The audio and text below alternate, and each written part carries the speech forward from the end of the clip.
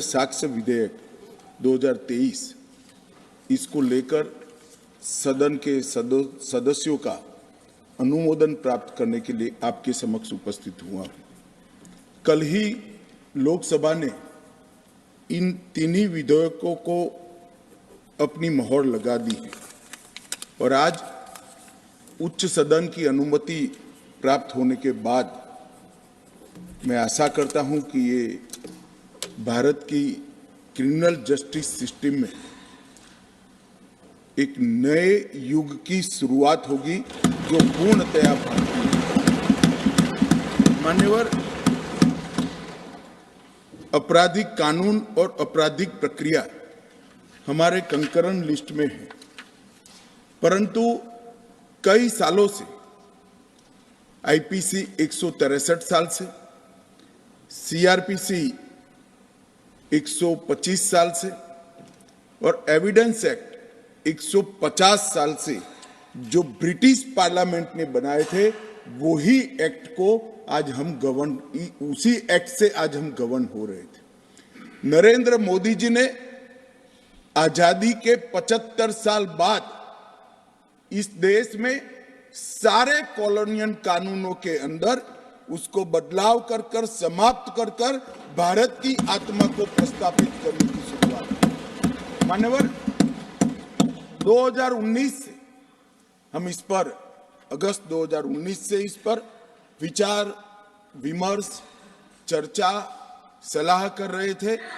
और मुझे आनंद है मान्यवर कि आज मैं इस महान सदन के सामने इसका परिपाक लेकर आपके आशीर्वाद के लिए यहां पर खड़ा हुआ हूं। मान्यवर, सिर्फ कानूनों के नाम नहीं बदले गए, उसके उद्देश्य के अंदर आमूलचूल परिवर्तन कर Indian penal code, criminal procedure code और एविडेंस एक्ट, ये तीनों कानूनों को सन 57 के स्वतंत्रता संग्राम के बाद अंग्रेजों के शासन की रक्षा के लिए बनाया गया था और उसका उद्देश्य केवल और केवल अंग्रेज शासन की रक्षा का था।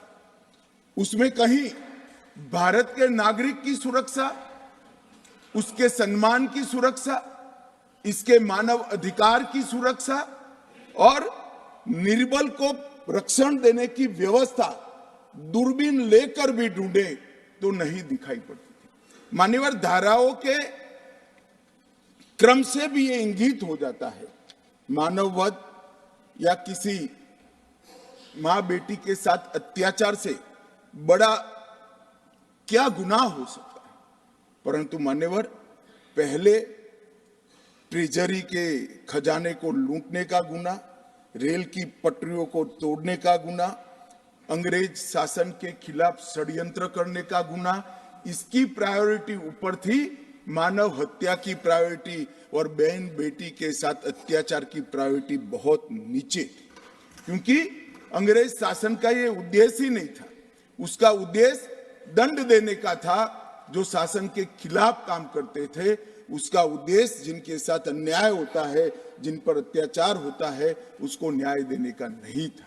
आज मैं जो 3 बिल लेकर आपके सामने उपस्थित हुआ हूं मान्यवर, ये तीनों बिलों का उद्देश्य दंड देने का नहीं है, न्याय देने का है। न्याय का विचार, हमारे भारतीय विचार में न्याय एक प्रकार से अम्ब्रेला टर्म, न्याय शब्द में गुनाह करने वाला और विक्टिम, जिसको गुनाह के कारण भुगतना पड़ा है, दोनों को समाहित कर एक संपूर्ण कल्पना न्याय की करी है। और ये नए कानूनों को मेरा सभी सदस्यों को अनुरोध है, आप ध्यान से पढ़ोगे तो भारतीय दर्शन के न्याय को हमने इसके अंदर स्थान दिया है। हमारे संविधान निर्माताओं ने भी राजनीतिक न्याय, आर्थिक न्याय और सामाजिक न्याय को बरकरार रखने की संविधान की गारंटी हमारे 140 करोड़ के देश को दी है। इसको भी परिपूर्ति करने का इस तीनों बिल के अंदर प्रयास किया गया है। ये कानूनों की आत्मा मान्यवर भारतीय है और पहली बार क्रिमिनल जस्टिस सिस्टम में भारत द्वारा भारत के लिए और भारतीय संसद से बनाए गए कानूनों से अब हमारी क्रिमिनल जस्टिस सिस्टम गवर्न होगी, इसका मुझे बहुत गौरव है। मान्यवर, भारतीय न्याय संहिता के खंड 2 में डेफिनेशन दी है। डेफिनेशन के अंदर भी हमारी पौराणिक न्याय की जो कल्पना है, मैं मानता हूं समग्र विश्व के न्याय के जितने भी दर्शन है उसमें वो सबसे उदार चरित कल्पना है। वो उदार चरित कल्पना के आधार पर हमने सभी व्याख्याओं को लिया है। Gender, act, omission, movable property, ये सारी व्याख्याओं को हमारे यहाँ 10,000 से लेकर 5,000 साल पहले इस पर विचार भी हुआ है, उसको रेखांकित भी किया गया है। और आज मुझे लगता है जब ये एक्ट बनाने के लिए विचार विमर्श होता था, ढेर सारे लोगों से मैंने विचार विमर्श किया था। उस वक्त लैटिन कंसेप्ट को भी मैंने देखा है, रोमन कंसेप्ट को भी देखा है, आयरिश कंसेप्ट को भी देखा है और भारतीय न्याय के मूल विचारों को भी पढ़ा है। मान्यवर, मैं निश्चित रूप से मानता हूं कि भारतीय हमारे पुराणों में, हमारे साहित्यों में जो न्याय की कल्पना है, विश्व की सारी न्याय की कल्पनाओं में सबसे उदार चरित और सबसे महान, ये कल्पना के आधार पर हमने यहाँ पर इसको लिया है। सिर्फ इसकी भारतीयता पर हमने आग्रह किया इतना नहीं है, हमने इसको, मैं आज विश्वास के साथ कह रहा हूं मान्यवर, जब इसका पूरा इम्प्लीमेंटेशन हो जाएगा तब एफआईआर से लेकर जजमेंट तक की पूरी प्रक्रिया ऑनलाइन हो जाएगी और टेक्निक का सबसे ज्यादा उपयोग अगर कोई एक देश की क्रिमिनल जस्टिस सिस्टम के अंदर होगा तो वो भारत की क्रिमिनल जस्टिस सिस्टम। मान्यवर, 0 एफआईआर, ई एफआईआर और लगभग 2027 तक देश भर के सभी केस के रिकॉर्ड को डिजिटाइज करने का प्रावधान भी हमने किया है। मान्यवर, कई लोग बाहर सवाल करते हैं, यहां तो बैठे नहीं है, यहां बैठकर पूछते तो मैं जवाब भी देता, मगर मैं तो बाहर भी सुनकर आता हूं और मानता हूं कि मेरा दायित्व है कि सार्वजनिक रूप से पूछे गए सवालों का जवाब देना चाहिए। वो कहते हैं कि नए कानून की जरूरत क्या है, उनको स्वराज का मतलब ही मालूम नहीं है। स्वराज का मतलब स्वशासन से नहीं होता है। स्व शब्द सिर्फ शासन से जुड़ा हुआ नहीं है। स्वराज मतलब स्वधर्म को आगे बढ़ाए वो स्वराज है, स्व भाषा को आगे बढ़ाए वो स्वराज है, स्व संस्कृति को आगे बढ़ाए वो स्वराज है और वो स्व शासन को जो प्रस्थापित करे वो स्वराज है। गांधी जी ने शासन परिवर्तन की लड़ाई नहीं लड़ी थी, गांधी जी ने स्वराज की लड़ाई लड़ी थी। और आज तक आप 75 साल में से करीब 60 साल तक सत्ता में स्व को जागरूक करने का काम नहीं किया। 2014 से नरेंद्र मोदी जी ने इस देश की महान आत्मा को, स्व को जागरूक करने का काम किया है और वो ही आज भारत के उत्थान का कारण बना है। मान्यवर, लोकतंत्र में बैलेंस ऑफ वर्क की एक टर्म्स को बहुत महत्व दिया जाता है। आपराधिक न्याय प्रणाली जो अभी हमारे देश के अंदर काम कर रही है, उसमें ये बैलेंस बिगड़ गया था और हमने इसके अंदर बैलेंस ऑफ वर्क का बहुत बारीकी से ध्यान रखा है। अगर मैनेजमेंट के विद्यार्थी इसको बारीकी से देखेंगे, मैनेजमेंट के विज्ञान के हिसाब से देखेंगे, तो उनको मालूम पड़ेगा कि बैलेंस ऑफ वर्क को कितना फाइन ट्यून कर ये कानून के अंदर हमने प्रस्तावित करने का प्रयास किया है। और मान्यवर, मैं आपको और आपके माध्यम से सदन को और सदन के माध्यम से पूरे देश की जनता को विश्वास दिलाना चाहता हूं, इस कानून का संपूर्ण इम्प्लीमेंटेशन होने के बाद तारीख पे तारीख का जमाना जाएगा। 3 साल में किसी भी विक्टिम को न्याय मिल जाए, ऐसी न्याय प्रणाली इस देश के अंदर प्रस्तापित होगी। मान्यवर, ये लोग जो पूछते हैं क्या होगा इस कानून से, मैं आज उनको बताना चाहता हूं। मान्यवर, आज इस कानून को इस सदन के आशीर्वाद प्राप्त होने के बाद हमारी आपराधिक न्याय प्रणाली क्रिमिनल जस्टिस सिस्टम 19वीं सदी से निकलकर 2 सदियों का फासला काटकर 21वीं सदी में सीधी प्रवेश करेगी। मान्यवरों, क्या होगा इस कानून से? मूल भारतीय परंपरा की न्याय की अवधारणा को समग्र विश्व को हम परिचय करा पाएंगे और इसके सुफल इस देश की जनता चख पाएगी। क्या होगा इससे? जो पूछते हैं मैं उनको कहना चाहता हूं, विश्व की सबसे आधुनिक और वैज्ञानिक न्याय प्रणाली का भारत की 140 करोड़ की जनता के लिए उपस्थित है। क्या होगा इस कानून से? जो पूछते हैं उनको मैं बताना चाहता हूं कि आज जो विद्यमान है वो सारी तकनीक और आने वाले 100 साल तक जो तकनीक आगे बढ़ सकती है, वो सारी तकनीक को सिर्फ रूल्स में परिवर्तन कर कर समाहित किया जाए, इतनी दूरदृष्टि के साथ तकनीक को इस कानून के अंदर समाहित किया गया। जो पूछते हैं क्या होगा इस कानून से, मैं उनको कहना चाहता हूं कि 7 साल से ज्यादा सजा है वो सभी घृणित अपराधों के लिए हमने फोरेंसिक साइंस लेबोरेटरी की विजिट को कंपलसरी किया है, जिससे कन्विक्शन रेशियो के अंदर बढ़ावा होगा। ये जो पूछते हैं क्या होगा इस कानून से, इनको मैं कहना चाहता हूं, अंग्रेज चले गए, पूरे देश में 4 प्रकार की न्याय प्रणाली चलती थी।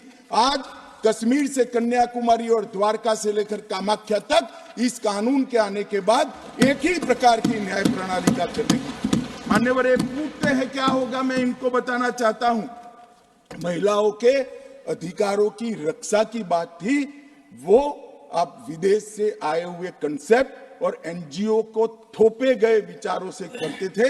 हम मातृशक्ति के सम्मान के लिए परंपरागत हमारा जो सम्मान है, वो सम्मान को इस कानून के अंदर कानून का स्वरूप देने में सफल हुए, मैं बताना चाहता हूं। मान्यवर, तो पूछते हैं क्या होगा इस कानून से? आजादी के 75 साल तक और 4 दशक से आतंकवाद का दंश झेलने के बाद इस देश की आपराधिक न्याय प्रणाली के कानूनों के अंदर आतंकवाद की डेफिनेशन नहीं थी। नरेंद्र मोदी जी ने जीरो टॉलरेंस टुवर्ड आतंकवाद का परिचय कराते हुए टेररिज्म की डेफिनेशन को इसके अंदर शामिल किया है। मान्यवर, जो पूछते हैं कि इस कानून से क्या होगा, मैं उनको बताना चाहता हूं कि इस कानून से राज्यद्रोह अब देशद्रोह के अंदर बदल गया है। राज्य के शासन की रक्षा के लिए एक जमाना था जब ब्रिटिश ताज का इस देश के अंदर शासन था। मान्यवर, रानी के खिलाफ कोई आवाज नहीं कर सकता, फांसी पे चढ़ा दिए जाए। महात्मा गांधी हो, तिलक महाराज हो, वीर सावरकर हो, वो राजद्रोह के कानून में कई साल जेल में रखे और आपने भी इसका उपयोग बखूबी किया। इमरजेंसी के अंदर ढेर सारे लोगों को जेल में डाल दिया, ढेर सारे विपक्ष के नेताओं। मान्यवर, हमने राजद्रोह के अंग्रेजी कंसेप्ट को समाप्त कर दिया है।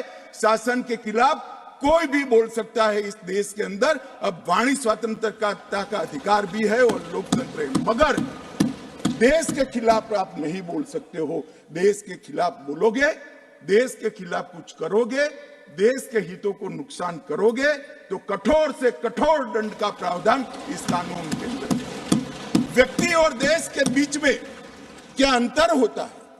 डेमोक्रेसी का जो मूल विचार है, लोकतंत्र का जो विचार है, देश महान होता है, व्यक्ति महान नहीं होता है। मान्यवर, इसको इस कानून के माध्यम से हम ला रहे हैं। वो पूछ रहे हैं क्या होगा इस कानून से? संगठित अपराध, इस देश में ढेर सारे संगठित अपराध शुरू हो गए। 1 राज्य, 2 राज्य, 3 राज्य, 4 राज्य के गैंग बन गए, संगठित गैंग बनकर अपराध करते थे। अपराध करने वालों को पकड़ते थे, वो तो उसका हाथ था मान्यवर, दिमाग कहीं और बैठा होता था। इसको 120B की एक निर्बल धारा से कानून के शिकंजे में लाते थे। अब संगठित अपराध के लिए हमने एक नई अवधारणा, नई व्याख्या जोड़कर संगठित अपराध पर नकेल कसने का काम इस कानून के माध्यम से। जो पूछते हैं क्या होगा इस कानून से, इनको मैं कहना चाहता हूं, जो लिबरलाइजेशन की बात करते हैं, छोटे से गुनाह के लिए जेल में डालने का जो कंसेप्ट था अंग्रेजों का, गलती होती है मान्यवर। पहली बार कोई गलती करता है, दूसरी बार गलती करता है, जानबूझकर नहीं किया है फिर भी गुनाह होता है, ऐसे लोगों के लिए जेल में पहुंचाने की जगह पछतावे के लिए कम्युनिटी सर्विस का प्रोविजन हमें इस कानून के अंदर, जो कहते हैं क्या होगा, जल्दी न्याय मिलेगा। गरीब आदमी के लिए न्याय महंगा नहीं होगा। टेक्नोलॉजी का उपयोग कर और पुलिस, वकील और कोर्ट तीनों को लिए समय मर्यादा बनाकर हमने जल्दी न्याय की प्रक्रिया को आगे बढ़ा है। अब तारीख पे तारीख नहीं होगी, 3 साल के अंदर फैसला हाथ में। जो कहते हैं क्या हुआ है, कई बार भ्रष्टाचार से कोई जजमेंट इधर उधर आ जाता है, गलती से आता है, इसकी अपील का निर्णय कौन करता है मान्यवर? अपील जिसने प्रोसिक्यूशन का जो वकील है वो ही करता है। हमने इसमें डायरेक्टर ऑफ प्रोसिक्यूशन के अस्तित्व को कंपलसरी कर दिया है, जो पहले एडवाइजर था, और हर जिले में एक डायरेक्टर प्रोसिक्यूशन रहेगा जो पूरी प्रोसिक्यूशन की प्रक्रिया से अलग रहकर ये अपील योग्य केस है या नहीं है इसका निर्णय करेगा। इससे सबको मालूम पड़ेगा। और अंत में जो कह रहे हैं इससे क्या होगा, मैं इनको कहना चाहता हूं, ब्रिटिश संसद ने बनाए हुए कानूनों को समाप्त कर मोदी जी ने भारतीय संसद की गौरव को बढ़ाया है।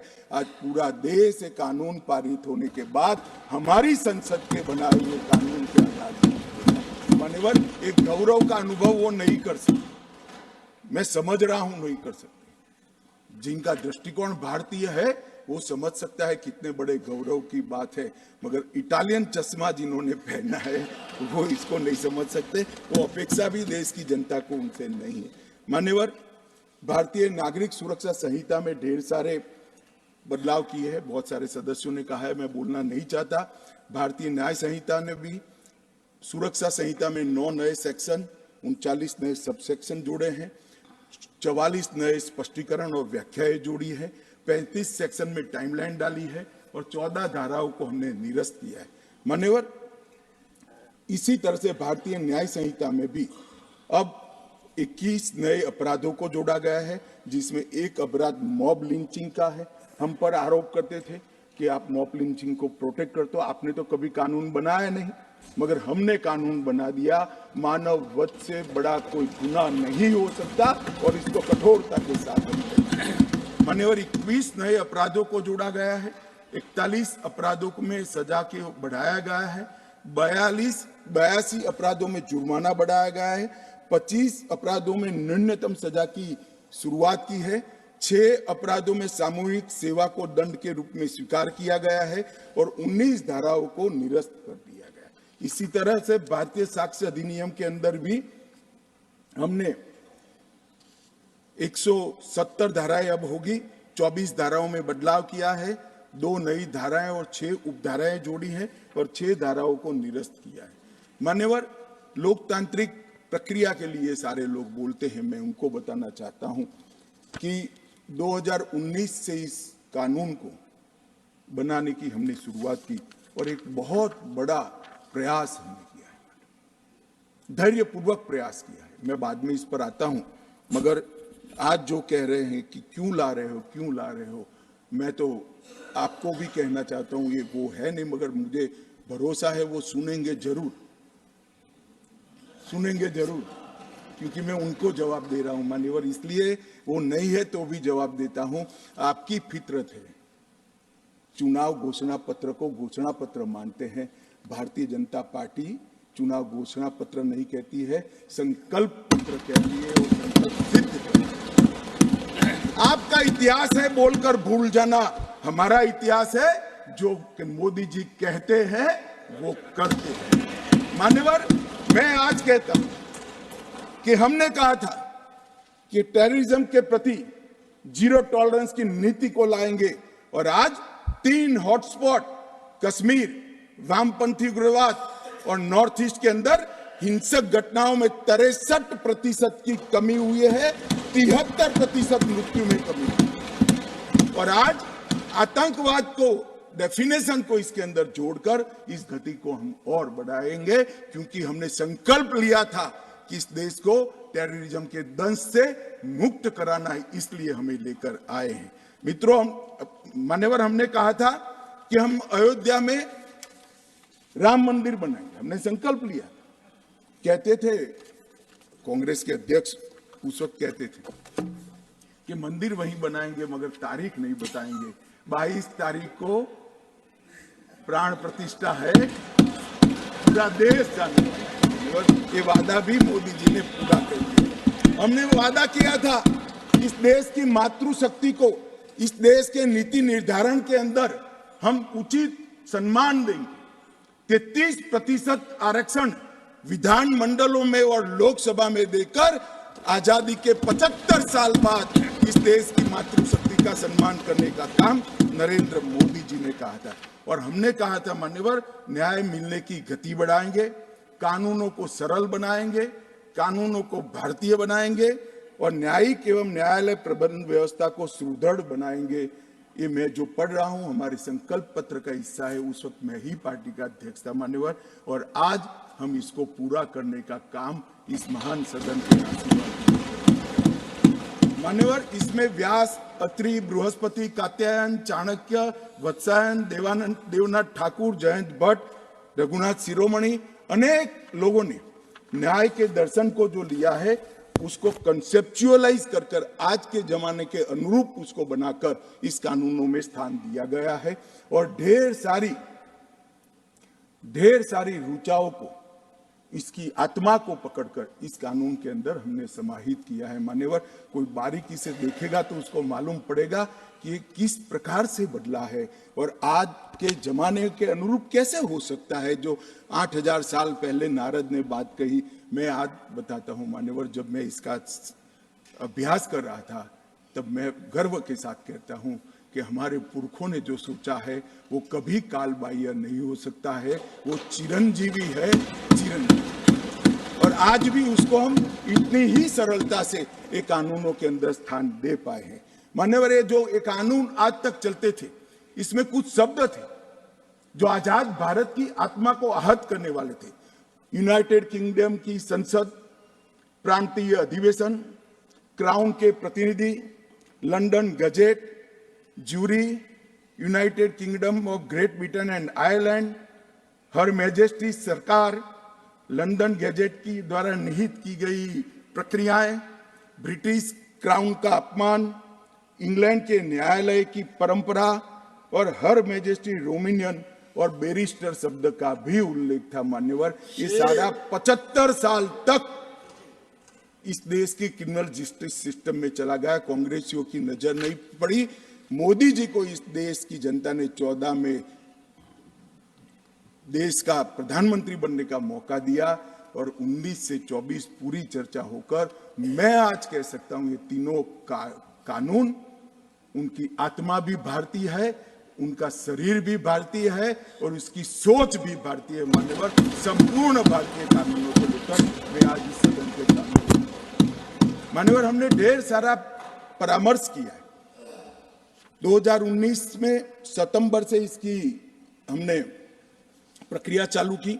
सभी राज्यपालों, मुख्यमंत्रियों, उपराज्यपालों और प्रशासकों को मैंने पत्र लिखा। 2020 में मुख्य न्यायाधीश, सभी हाईकोर्टों के और सर्वोच्च अदालत के उनको पत्र लिखा। बार काउंसिल और विश्वविद्यालयों को पत्र लिखा। 21 में मैंने सभी दोनों सदन के माननीय संसद सदस्यों को पत्र लिखा। बीपीआरएनडी ने 2020 में देश के सभी आईपीएस अफसरों को पत्र लिखा।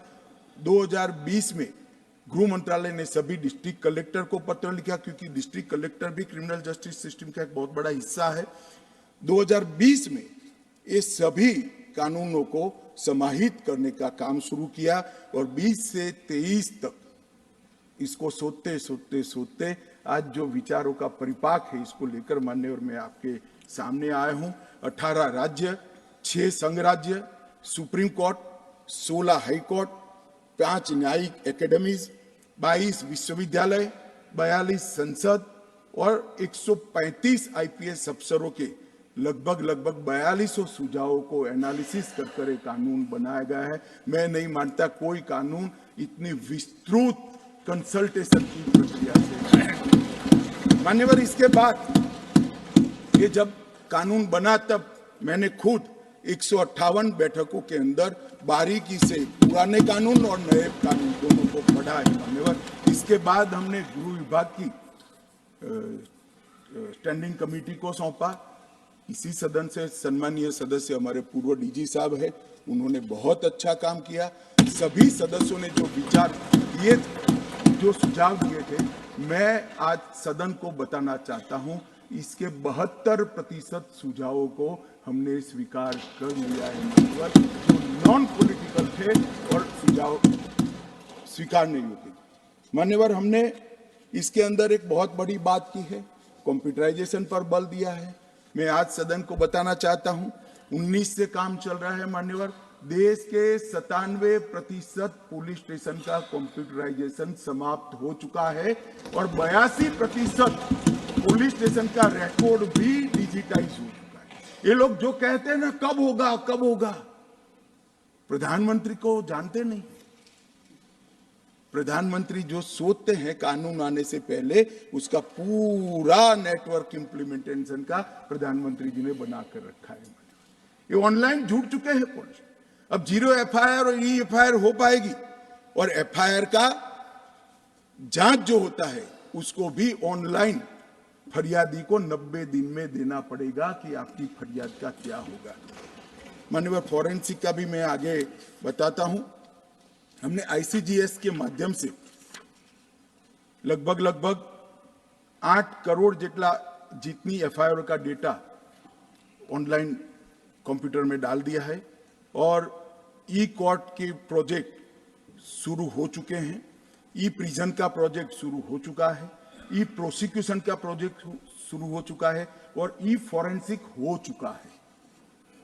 तो फॉरेंसिक साइंस लेबोरेटरी, प्रोसिक्यूटर की ऑफिस, जेल, कोर्ट और पुलिस थाना और गृह मंत्रालय सभी आज जुड़े हुए हैं। अब इस कानून के इम्प्लीमेंटेशन के अंदर कोई तकलीफ नहीं और इसके इंटर पिलर इंटीग्रेशन के लिए भी ढेर सारे प्रयोग अभी चालू है। लेटेस्ट तकनीक का उपयोग करके इंटर पिलर इंटीग्रेशन भी हम करने जा रहे हैं और अन्य डेटाबेस के साथ भी इसका एकीकरण कर रहे हैं। मान्यवर, नेशनल ऑटोमेटिक फिंगरप्रिंट डेटा वो भी अब एकीकृत हो जाएगा। Investigation tracking system for sexual offence, वो डेटा भी इंटीग्रेट हो जाएगा। National integrated database on arrested narco offender, वो भी इंटीग्रेट हो जाएगा। National database on sexual offender, वो भी इंटीग्रेट हो जाएगा। Crime multi agency centre MAC, वो भी इंटीग्रेट हो जाएगा। तो सारी आर्थिक गुना की चीजें भी इंटीग्रेट हो जाएगी। इंटीग्रेटेड मॉनिटरिंग ऑफ टेररिज्म मॉट, वो भी इंटीग्रेट हो जाएगा। National database of human trafficking offender, वो भी इंटीग्रेट हो जाएगा। ट्रैक चाइल्ड, वो भी इंटीग्रेट हो जाएगा। इमिग्रेशन वीजा और foreign registration tracking system IVFRT, वो भी इंटीग्रेट हो जाएगी। वाहन, सारथी और देश भर के सारे CCTV कैमरा चाहे कहीं पर भी लगे हो, वो भी इसके साथ इंटीग्रेट हो जाएगा। और इसमें से मैं बड़े गौरव के साथ बताना चाहता हूं मान्यवर, 82% काम बिल पारित होने के पहले समाप्त कर दिया गया है और बाकी 18% है, वो भी 1 साल में हम समाप्त। जो लोग कहते हैं कब आएगा भाई, ये कांग्रेस की सरकार नहीं है, आप समझ नहीं रहे हो। ये भारतीय जनता पार्टी की नरेंद्र मोदी सरकार है जो साइमल्टेनियस काम करती है, प्लानिंग के साथ काम करती है, नतीजे लाती है। मान्यवर, ये पूछते हैं, इनको मैं कहना चाहता हूं। मान्यवर, जैसा मैंने बताया, डायरेक्टर ऑफ प्रोसिक्यूशन इसके पूरी अवधारणा को डिटेल कानूनी जामा पहनाने का काम किया है। पुलिस की अकाउंटेबिलिटी को भी हमने फिक्स किया है। ढेर सारे हैबियस, मान्यवर आप तो अधिवक्ता रहे हैं, ढेर सारे हैबियस की अर्जियां आती है हाई कोर्ट के सामने, हमें मालूम नहीं है, पुलिस उठाकर ले गई है, हमारे व्यक्ति को वापस लाई है, गुम हो गया है। अब हर थाने में एक ई-रजिस्टर और कागजी रजिस्टर रखना पड़ेगा। कितने लोग हिरासत में है वो प्रदर्शित करना पड़ेगा, जिससे किसी को हेबियस की अर्जी करनी ही न पड़े। हमने पुलिस की रिस्पॉन्सिबिलिटी मान्यवर 3 वर्ष से कम कारावास के मामले में हमने 60 साल के ऊपर के व्यक्ति को और महिलाओं को अरेस्ट करने के नियम भी बहुत पुख्ता करे हैं, जिससे इनके साथ इनकी उम्र का और महिलाओं का सम्मान का विचार किया जाए और इसके आधार ही इनकी पूछताछ की जाए। मान्यवर, विक्टिम को आज तक एफआईआर की निःशुल्क कॉपी की व्यवस्था नहीं थी, हमने कर दी है। विक्टिम को 90 दिन में जांच की प्रगति के बारे में कहा जाएगा। पीड़ितों को पुलिस की रिपोर्ट, एफआईआर और गवाह के बयान ऑनलाइन कंपलसरी भेजने का प्रोविजन किया है और जांच और मुकदमे के विविध चरणों को भी ऑनलाइन पीड़ित को बताना। और एक कानून मान्यवर विक्टिम सेंट्रिक कानून बना है। पहले के कानून में जो अपराध करता है उसको दंड देने का उद्देश्य था। इस कानून का उद्देश्य जो विक्टिम है उसको न्याय देने का, उसके आत्मसम्मान को, उसकी गरिमा को पुनः प्रस्तावित करने का। ये बहुत मूलभूत अंतर इस कानून के हैं। इसके अंदर उसको पार्टिसिपेशन का अधिकार रखा है। मान्यवर, पहले आप जानते हो पब्लिक प्रोसिक्यूटर ही आर्ग्यू कर सकता था, अब विक्टिम का वकील भी आर्ग्यू कर पाएगा। इंफॉर्मेशन का अधिकार भी हमने दिया है। नुकसान की क्षतिपूर्ति का दावा करने का अधिकार भी दिया है, वो भी क्रिमिनल कोर्ट ही तय करेगी, सिविल दावा नहीं होगा। 0 एफआईआर से देश भर में कहीं पर भी कोई दबंगों के डर से वो थाने में अगर कोई मिली भगत वाला अधिकारी बैठा है, एफआईआर नहीं लेता है, तो ऑनलाइन एफआईआर देश भर में कहीं से भी वो कर सकता है। सीआरपीसी की धारा 321 में एक कमी थी, विक्टिम की बात सुनने की अनुमति नहीं थी, अब उसको सुना जाएगा। एक प्रति निःशुल्क दे दी जाएगी और जब किसी के यहाँ भी जब्ती होगी तो कंपलसरी इसकी वीडियोग्राफी की गई है, जिससे पुलिस कोई चीज बाहर रख, पंचों की उपस्थिति में वीडियोग्राफी होगी जो सर्टिफाइड होगी, जिससे कोई किसी के घर पर कोई चीज रखकर परेशान किसी भी नागरिक को होना न पड़े। मान्यवर, ढेर सारे छिद्र जो थे जो उसको बंद करने का काम नरेंद्र मोदी सरकार ने किया है, जो बिल लेकर आया हूं। मान्यवर, बहुत सारे सदस्यों ने बहुत कुछ कहा है, मैं ज्यादा विषय पर बात करना नहीं चाहता हूं, मगर मैं कुछ चीज जरूर बताना चाहूंगा। मान्यवर, हमने, जैसा मैंने पहले कहा, मानवीय अधिकारों को हमने, हमारे संविधान ने व्यक्ति का स्वातंत्र, सुरक्षा और उसके ह्यूमन राइट को प्रायोरिटी दी है। इसी के आधार पर हमने करा है। बलात्कार पहले 375 और 76 में था, अब शुरू में डेफिनेशन वगैरह की बातें आती है। धारा 60 से आपराधिक अपराधों का वर्णन होता है। 63 नंबर बलात्कार को दिया गया है, सबसे पहला स्थान महिला के साथ अत्याचार। गैंग रेप को हमने धारा 70 में डाला है। बच्चों के खिलाफ अपराध को भी इसी के आसपास डाला है। मर्डर जो पहले 303 था, महिला और बच्चों के साथ अपराध के बाद सीधा मानव वध को लेकर 101 नंबर की धारा 300 की जगह अब होगी। किडनैपिंग की धारा को भी आगे बढ़ाया है और हमने व्यक्ति का और विशेषकर महिला और बच्चों का गौरव प्रस्थापित करने का काम किया है। ये कांग्रेस पार्टी को मैं बचपन से ही मालूम नहीं क्या था, कुछ संस्कार होगा, कांग्रेस का विरोधी रहा। मेरी आइडियोलॉजी में जुड़ने से पहले भी कांग्रेस मुझे पसंद नहीं आती थी, कुछ नहीं मालूम था मान्यवर, तब से मैं विरोधी रहा। मगर मैं बारीकी से उनको देखता हूं। जब जब वो सत्ता पर आते थे 124A मतलब राजद्रोह का बड़े मौत से उपयोग करते थे, और जब सत्ता के बाहर जाते थे तो कहते थे कि 124 है तो कॉलोनियल कानून है, इसको निरस्त कर दो। मगर फिर सत्ता पर आते थे तो 124 का उपयोग करते थे। इन्होंने राजद्रोह को कभी समाप्त करना नहीं चाहा। भारतीय जनता पार्टी और नरेंद्र मोदी सरकार आज इस देश के कानून से राजद्रोह को हमेशा के लिए, मान्यवर, शासन के खिलाफ बोलने का अधिकार हमारा संविधान का मूल अधिकार है। व्यक्ति के खिलाफ आप कुछ भी बोल सकते हो, कोई गुनाह नहीं होगा, बोलिए। बदनिक्सी का प्रावधान है, जिसको जानना चाहिए वो कोर्ट में जाएगा, मगर आपराधिक न्याय प्रणाली आपको झेलनी नहीं पड़ेगी। परंतु जिस धारा के तहत बाल गंगाधर तिलक, महात्मा गांधी और वीर सावरकर जेल में गए, मुझे आनंद है मान्यवर, आज वो धारा यहाँ से समाप्त हो रही है। मान्यवर, इसके साथ ये कहते हैं कि आपने अलग तरीके से राजद्रोह को देशद्रोह बनाकर लाए। मैं सभी सदस्यों को विनंती करता हूं कि मेरी बात आप ध्यान से सुनिएगा मान्यवर। पहले आईपीसी की धारा 324A में जो शब्द प्रयोग था सरकार के खिलाफ, सरकार मतलब एस्टैब्लिशमेंट और व्यक्ति अंततोगत, अब बीएनएस में धारा 152 में भारत की संप्रभुता, एकता और अखंडता के खिलाफ जो करेगा उसको देशद्रोही माना जाएगा। बड़ा स्पष्ट कर, सरकार की जगह भारत शब्द प्रयोग लाए। भारत तो उनको पसंद ही नहीं आता है नाम, मगर मैं क्या कर सकता हूं, ये देश का नाम ही भारत है मान्यवर। मान्यवर, भारत के खिलाफ जो करेगा, भारत की संप्रभुता, एकता और अखंडता के खिलाफ करेगा, उसके खिलाफ ये धारा 122 लाई जाएगी। आईपीसी में उद्देश्य और प्रयोजन की बात नहीं थी, आशय और प्रयोजन की बात नहीं थी। देशद्रोह की डेफिनेशन में आशय की बात कर कर हमने एक और उसको बचने का मौका दिया है। आईपीसी में जो डेफिनेशन थी उसमें घृणा और अवमानना था, जिससे राजद्रोह का अपराध हो सकता। रानी के खिलाफ अवमानना नहीं कर सकते, रानी के खिलाफ नहीं बोल सकते, रानी को घृणा नहीं बोल सकते।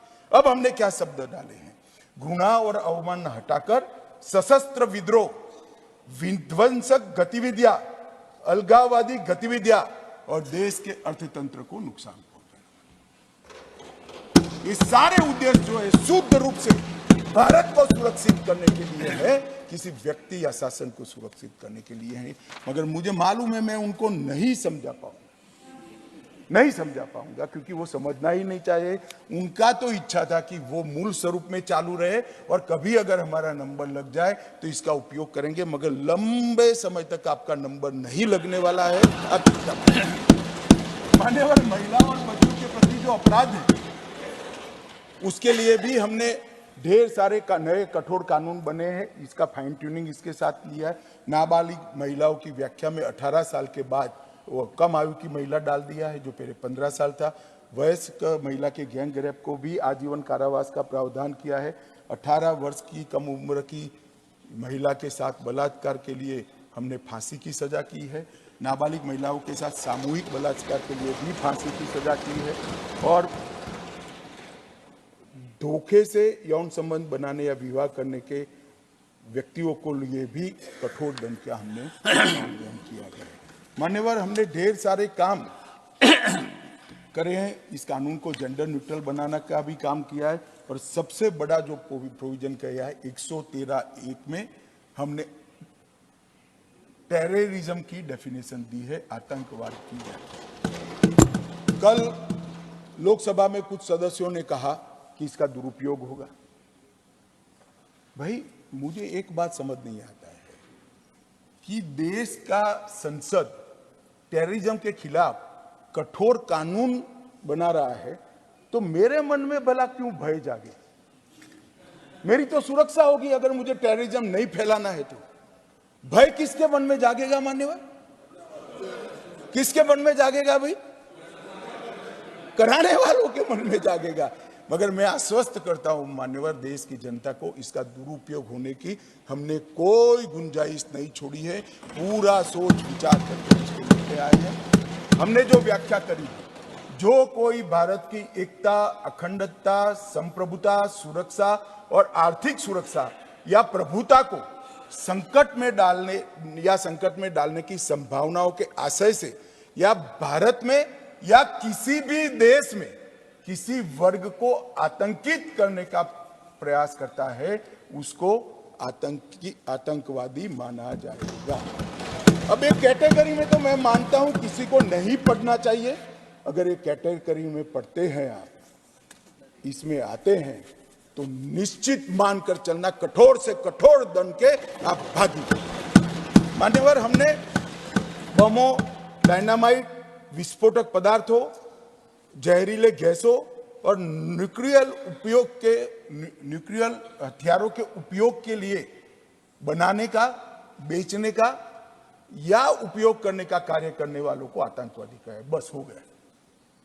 अब इसमें क्या ऐसी गतिविधि है जिससे दुरुपयोग हो पाए? जहरीले गैसों को जनता के बीच में क्या प्रयोग करना चाहिए मान्यवर? बम विस्फोट करने चाहिए? डायनेमाइट से बिल्डिंगें उड़ानी चाहिए?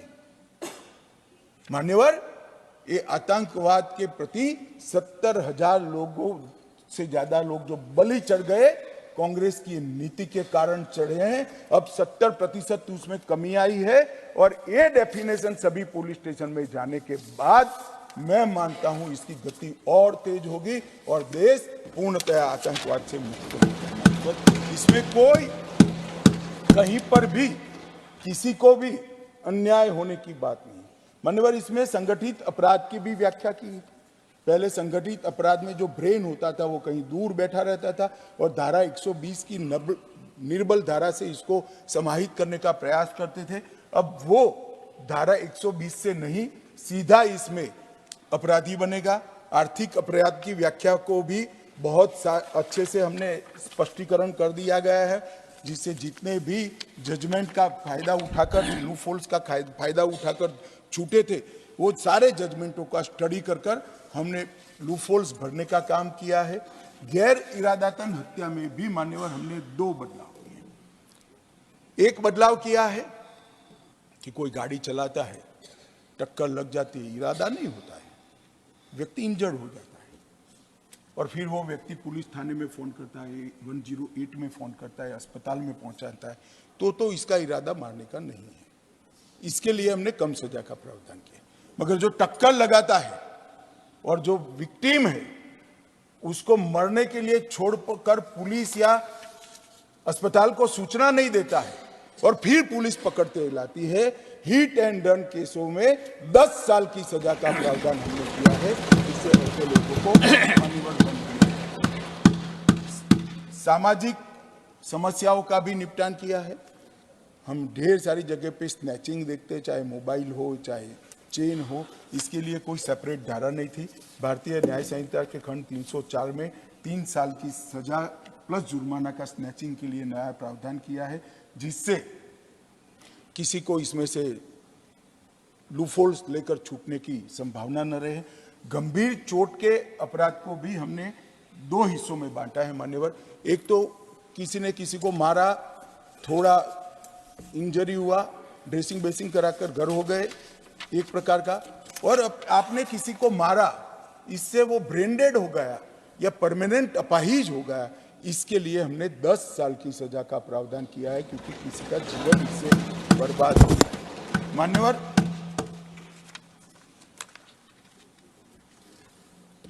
हमने मॉब लिंचिंग को भी भारतीय न्याय संहिता में जगह दी है।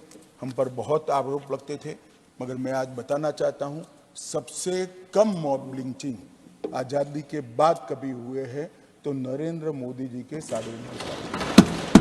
फिर भी मॉब लिंचिंग घृणित अपराध है, इस पर रोक लगनी चाहिए। इसके लिए हमने मृत्युदंड तक की सजा का प्रावधान किया। माननीय, हमारी क्रिमिनल जस्टिस सिस्टम में सबसे बड़ा लूपहोल्स है तो देरी है। हमारा मूल दर्शन बताता है न्याय के लिए, समय पर जो न्याय मिलता है वो ही न्याय है, और उचित समय पर न मिले हुए न्याय से बड़ा कोई अन्याय नहीं होता है। इसको ध्यान में रखते हुए हमने पुलिस, वकील और कोर्ट तीनों को समय के साथ बांधने का प्रयास किया है। आप तो अधिवक्ता हो मान्यवर, कुछ चीजें आपको भी पसंद नहीं आएगी, परंतु ये जरूरी था, क्योंकि सालों सालों तक किसी को न्याय न मिले। तो हमने किया है, पुलिस द्वारा दंडित कार्यवाही का अभी कोई समय निर्धारित नहीं था। एप्लीकेशन करने के बाद 3 दिनों के अंदर ही एफआईआर को रजिस्टर्ड करना ही पड़ेगा। 3 से 7 साल के जो गंभीर मामले हैं, इसमें फरियाद सच है या झूठ, उसकी 7 दिन में जांच करने के बाद उसको आपको एफआईआर में 7 दिन के अंदर ही कन्वर्ट करना पड़ेगा, और 14 दिन में एक बार सभी पुलिस थानों के द्वारा नॉन कॉग्निजेबल केस की डेली डायरी रिपोर्ट मैजिस्ट्रेट को फॉरवर्ड करनी पड़ेगी। वो आप पुलिस का रिकॉर्ड नहीं रहेगा, कोर्ट का रिकॉर्ड रहेगा, जिससे पीछे से कोई इसके अंदर छेड़खानी न कर पाए। जांच का रिपोर्ट जो भेजना है उसमें पहले था भेजना है, समय मर्यादा नहीं थी। अब हमने कहा है कि जांच का रिपोर्ट 24 घंटे में और तलाशी का रिपोर्ट तुरंत ज्यादा से ज्यादा 24 घंटे में कोर्ट के सामने रखना पड़ेगा। उस पर आप बैठ नहीं सकते हो, पीछे से कुछ डाल नहीं सकते हो। मेडिकल प्रैक्टिशनर द्वारा चिकित्सा जांच, पहले उसका कोई समय निर्धारित नहीं था, अब हमने समय निर्धारित कर दिया है कि 7 दिन के अंदर मेडिकल प्रैक्टिशनर ने चिकित्सा जांच का रिपोर्ट कोर्ट के सामने रखना पड़ेगा। अब चार्जशीट, पहले फर्दर इन्वेस्टिगेशन एंडलेस कई सालों तक कर सकते थे, अब 90 दिन तक चार्जशीट करना, ज्यादा से ज्यादा 60, 90 और 90 दिन तक आप फर्दर इन्वेस्टिगेशन, 180 दिन में फाइनल रिपोर्ट कोर्ट के सामने रखना पड़ेगा, जो कोर्ट संज्ञान लेकर आगे की न्यायिक प्रक्रिया से। मैजिस्ट्रेट के समक्ष कार्यवाही शुरू करने के लिए कोई समय नहीं था, अब 14 दिन निश्चित कर दिए। मैजिस्ट्रेट द्वारा चार्ज फ्रेम करने के लिए कोई समय नहीं था, अब 60 दिन निश्चित कर दिए। आरोपी द्वारा आरोप मुक्त होने के लिए अर्जी का एप्लीकेशन कोई कमिटल से 60 दिन के अंदर करना पड़ेगा, एक साथ करना पड़ेगा। बाद में पहले 35 आरोपी एक के बाद एक करते थे और 10 साल तक केस चलते रहते थे। प्ली बार्गेनिंग, आरोप तय करने से 30 दिन के अंदर ही प्ली बार्गेनिंग की अर्जी करते हो, जजमेंट के वक्त नहीं कर सकते हो आप। मान्यवर, फिर ट्रायल की प्रक्रिया में दस्तावेजों की प्रक्रिया 30 दिन के भीतर पूरी करनी पड़ेगी। और एक बहुत महत्वपूर्ण योगदान प्रोविजन हमने किया है, ट्रायल इन एब्सेंसिया। मान्यवर, इस देश में ढेर सारे लोग बम धमाके कर कहीं ना कहीं दुनिया में छुप कर बैठे, उनको हम सजा नहीं करा पाते। सजा कराने से क्या होगा, ऐसा भी एक विकृत तर्क ऑपोजिशन के दर, तो बैठे बाहर सजा होते ही अंतर्राष्ट्रीय कानून के हिसाब से उसको यहां भेजने की बाध्यता आती है। इतनी समझ नहीं है। और मैं अलग दृष्टिकोण से सोचने वाला व्यक्ति हूं। अगर मुंबई धमाके में 300 लोगों को मारकर कोई कहीं जाकर छुप कर बैठा है, जब भारत की कोर्ट उसको फांसी की सजा इसके एब्सेंस में सुनाती है, तो आगे करने वालों के जहन में भय का निर्माण होता है। जो आगे हजारों करोड़ों रुपया देश का लूट कर जो विदेश में बैठ गए हैं, उनकी अनुपस्थिति में अब ट्रायल हो पाएगी, सजा भी हो पाएगी। और अगर इसके सामने आपको अपील करनी है तो यहां आइए, सरेंडर करिए भारत के न्याय के सामने और फिर अपील करिए। मैं मानता हूं ये बड़ा युग परिवर्तनकारी फैसला हमने किया है। हमने कोर्ट में पेश होने के लिए कई सालों तक नहीं होते हैं, हमने 30 दिन में एडवर्टाइज अखबार में दे देनी है, बाद में कोई नोटिस उसको भेजने की जरूरत नहीं, वो नहीं आएगा तो कोर्ट का केस चालू हो जाएगा। जमानत के लिए भी हमने बड़ा लिबरल लिया है। पहली बार अपराध करने वालों में सजा 1/3 अगर उसके भुगत ली है, 7 साल के नीचे के केसों की बात कर रहा हूं, तो जमानत मिल जाएगी। और सभी मामलों में आधी सजा हो गई है, अगर दूसरी बार भी अपराध किया है तो उसको जमानत मिल जाएगी। जजमेंट और सजा ये 45 दिन के अंदर न्यायमूर्ति महोदय ने पूर्ण कर देना है। इसको आप लिंगरिंग नहीं रख सकते महीनों तक। सुनवाई समाप्त होने के बाद, जजमेंट रिजर्व करने के बाद 45 दिन में कंपलसरी जजमेंट देना पड़ेगा। और जजमेंट देने के बाद, दोषी घोषित करने के बाद 7 दिन में सजा देनी पड़ेगी। दया याचिका के लिए भी हमने ढेर सारे प्रोविजन किए हैं। उच्चतम न्यायालय की अपील खारिज होने के 30 दिन में दया याचिका आप कर सकते हो। दया याचिका कोई एनजीओ नहीं कर पाएगा। जिसने गुनाह किया है उसको पछतावा जाहिर कर सम्माननीय राष्ट्रपति महोदय के सामने दया मांगनी पड़ेगी, तभी दया याचिका मानी जाएगी। ढेर सारी अर्जियां ऐसी आती हैं जो जिन्होंने गुनाह किया है, वो कहते हैं हम तो भारत के संविधान को नहीं मानते। और कोई जाकर उनकी ओर से दया की याचिका करे। अरे भाई, भारत के संविधान को नहीं मानते हो तो दया याचिका आपको अप्लाई ही नहीं होती है, फिर तो चढ़िए फांसी पर। जिसके अंदर पछतावा नहीं है, इसको दया याचिका का अधिकार नहीं है। मान्यवर, इसके लिए भी हमने समय मर्यादा भी निर्धारित की है। महिलाओं के प्रति जो अपराध है, इसके लिए EFIR से मैं मानता हूं ढेर सारी माताओं बहनों जो शर्म के मारे पुलिस थाने में नहीं जाती है, वो अपने घर से या किसी के भी मोबाइल से इसका अप्रोच कर सकते हैं। उनको बड़ा फायदा होगा। उनके जवाब लेने के लिए, उनको उपस्थित होने के लिए भी महिलाओं की गरिमा का सम्मान इसमें लिया गया है। मान्यवर, हमने टेक्नोलॉजी को भी बहुत बढ़ावा दिया है। मान्यवर, मैं आपको बताना चाहता हूं, क्राइम सीन, इन्वेस्टिगेशन और ट्रायल, इस तीनों चरण में टेक्नोलॉजी को हमने कंपलसरी भी किया है और कानूनी जामा भी पहना है। इससे पुलिस जांच में पारदर्शिता और जवाबदेही निश्चित होगी, सबूतों की गुणवत्ता में सुधार होगा, विक्टिम और अपराधी दोनों के अधिकारों की रक्षा होगी। क्रिमिनल जस्टिस सिस्टम को आधुनिक बनाने के लिए इसमें बहुत प्रयास किया गया। FIR से केस डायरी से चार्जशीट और चार्जशीट से जजमेंट तक सारी प्रक्रिया को डिजिटाइज करने का काम हमने कानून के माध्यम से, और इसके लिए बहुत सारे सवाल उठा रहे हैं, कुछ तो अच्छे मन से भी उठा रहे हैं, तैयारी नहीं होगी तो क्या होगा। इसके अंदर हमने प्रोविजन लिया है कि राज्य सरकार किसी एक पुलिस स्टेशन को डिजिटाइज घोषित कर सकती है, किसी SP के सारे थानों को डिजिटाइज घोषित कर सकती है, किसी रेंज के सारे थानों को डिजिटाइज घोषित कर सकती है, किसी जिले को कर सकती है, किसी शहर को कर सकती है, और अंततोगत्वा सब हो जाए तब राज्यों को करे।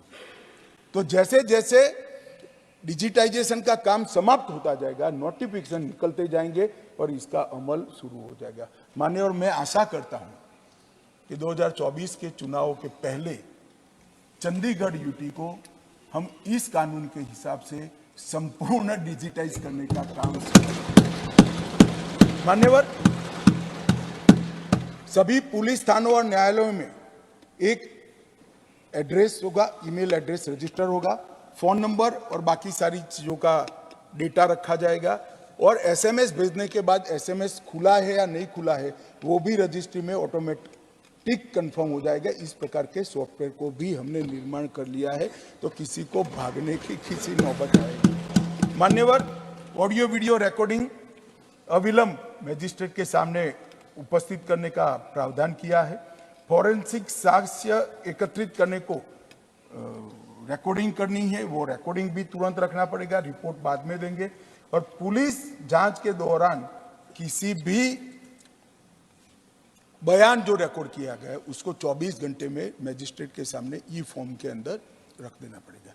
मान्यवर, एक हमने करा है कि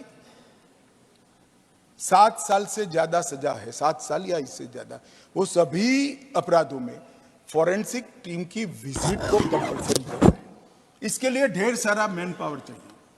कल लोकसभा में एक सदस्य ने सवाल उठाया, बात तो सही थी, मगर इस पर काम हमने कब से शुरू कर दिया है। 2020 में फॉरेंसिक साइंस यूनिवर्सिटी बनाई और अब 9 राज्यों में इसकी ब्रांच बन गई है, और अगले साल से हर साल 35,000 फॉरेंसिक साइंटिफिक ऑफिसर हर साल वहां से ग्रेजुएट होते, और मोबाइल फॉरेंसिक साइंस लैब के जाले बुने हैं। और मैं आज एक डेटा आपके माध्यम से इस देश की जनता के सामने रखना चाहता हूं। मान्यवर, जो लोग निर्दोष छूट गए उसमें से 32% लोग सबूतों के अभाव में निर्दोष छूटे हैं। जहां कोर्ट ने कहा है कि prima facie case is there, परंतु सजा कराने के लिए हमारे पास पर्याप्त सबूत नहीं है, FSL आने से उन लोगों का खराब समय शुरू होगा, इसका मुझे पूरा विश्वास है। कोई इसमें से बचकर मान्यवर नहीं। मान्यवर, फॉरेंसिक को एक कंसेप्ट के रूप में हमने स्वीकार किया है। मैं इतना कहना चाहता हूं मान्यवर, ये जो ई कोर्ट, ई प्रिजन, ई प्रोसिक्यूशन, ई पुलिस थाना, ई गृह विभाग, ई जेल और ई फॉरेंसिक के माध्यम से पूरा तैयार होने के बाद मैं इस सदन को विश्वास दिलाना चाहता हूं, दुनिया में सबसे आधुनिक न्याय प्रणाली भारत की होगी। और इस लक्ष्य को हमने करने के लिए सभी मोर्चे पर हमारी कार्यवाही शुरू कर दी है। सर्च और जब्ती की वीडियोग्राफी की जाएगी। नागरिकों की सुविधा के लिए भी ढेर सारे, मैं बहुत डिटेल में जाना चाहता, ढेर सारे प्रावधान हैं। एक समरी ट्रायल को 2 वर्ष तक के केस में समरी ट्रायल थी, अब 3 वर्ष तक कर हमने 40% केसों को ट्रायल के बाहर निकाल दिया है। समरी ट्रायल से इसमें निर्णय होगा, तो जुडिशरी का बोझ हमने बहुत बड़ा कर्टेल करने का माननीय काम किया है। और सिविल सर्वेंट के विरुद्ध जब कोई भी केस होता था सरकारी कर्मचारी के खिलाफ, तो उसके लिए राज्य सरकार की मंजूरी चाहिए, मगर मंजूरी भी बाबुओं को ही देनी थी, तो कभी देते ही नहीं थे। अब हमने तय कर लिया 120 दिन के अंदर रिजेक्शन नहीं आता है तो उसको परमिशन मान लिया जाएगा और केस आगे चलेगा। मान्यवर, जमानत और बॉन्ड, इतना बड़ा देश जमानत और बॉन्ड की व्याख्या के बगैर अब तक चला, वर्बल प्रैक्टिस से चला। पहली बार हम जमानत और बॉन्ड दोनों को कानून के अंदर डिफाइन कर रहे हैं। अंडर ट्रायल कैदियों के लिए भी, जैसा मैंने आगे कहा, 1/3 कारावास काट चुके हुए कैदी पहली बार के गुनहगार और कितना भी गुनाह किए 50% कारावास होगा तो उसको जामीन दे दी जाएगी। एक नई एविडेंस और विक्टिम प्रोटेक्शन स्कीम हम इंट्रोड्यूस कर रहे हैं जो रूल्स में होगी और सभी राज्यों के लिए वो कंपलसरी होगी। सुप्रीम कोर्ट के ढेर सारे जजमेंट से स्पिरिट लेकर एक विक्टिम प्रोटेक्शन का लीग प्रूफ स्कीम हमने बनाया है जो सबके सामने दी जाएगा। घोषित अपराधियों की संपत्ति कुर्क करने की भी इसके अंदर प्रोविजन डाला है। अगर गुनाह से कोई संपत्ति अर्जित किया है तो अब तक संपत्ति कुर्क करने का कोई प्रोविजन नहीं था।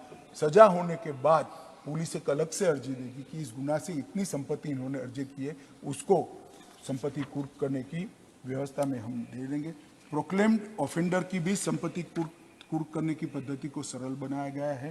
तर्क संगत सजा की माफी किया गया है।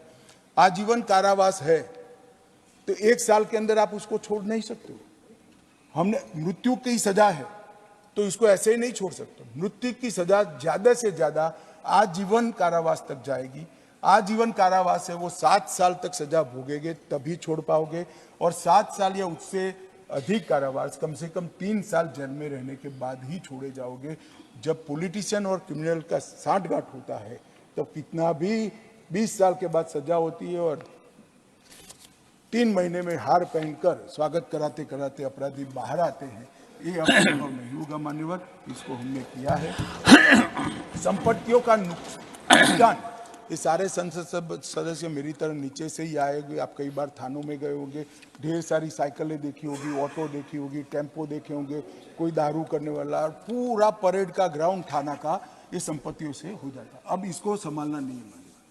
30 दिन में वीडियोग्राफी कर कर उसकी हराजी कर देनी है और पैसा कोर्ट में जमा करना है। निपटान होने के बाद